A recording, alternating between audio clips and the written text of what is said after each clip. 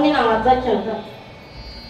त्या बावन्य नावाच्या चंदनाचा एक जरी कण उकळत्या तेलाच्या कढईमध्ये पडला तर ती उकळती कढई बर्फासाठी थंड होते. इतकी शीतल आहे त्या चंदनामध्ये. पण त्या चंदनाला शोधायचं झालं तर सुभाषितकार सांगतात चंदनाला वने वने. त्या चंदनाला जर शोधायचं झालं तर हिमालयात जावं लागेल.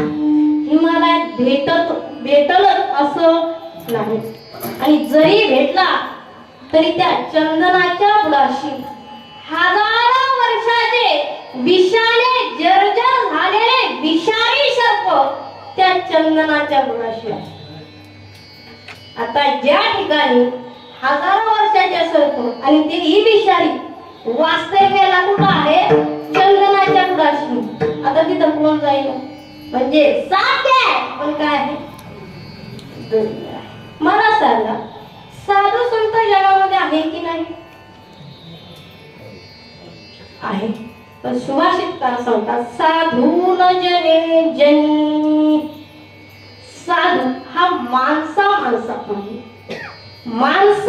सारखा आहे पण मनुष्य मात्रापेक्षा कसा आहे वेगळा आहे. आहे त्या स्थितीतून वेगळी जाणून घेणं हा मानवी जीवनाच्या बुद्धी पलीकडचा विषय आहे.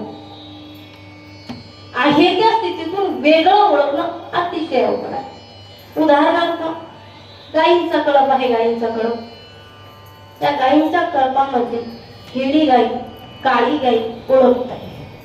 हिरडी गाई कशावर ओळखता येईल शेंगावर. काळी गाई कशावर ओळखता येईल काळा कलर.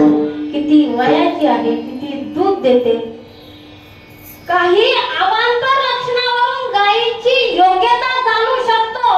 पण अवांतर लक्षणांच्या पलीकडे असणारी कान देऊन विश्वामित्रासारख्या ऋषीला बोलले तिला ओळखण्यासाठी सांभाळण्यासाठी वशिष्ठासारखा योगीच पाहिजे. तत्वज्ञानाप्रमाणे परमात्मा साध्य आहे पण मनुष्य मात्राला कसा आहे दुर्मिळ आहे. नाही इच्छा पुरुषा मला सांग पृथ्वीच्या पोटामध्ये पाणी आहे की नाही. आहे की नाही आहे.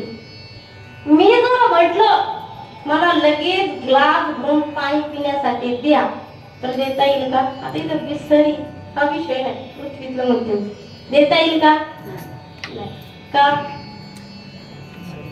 ते पाणी अप्रत्यक्षात आहे. प्रत्यक्षात मात्र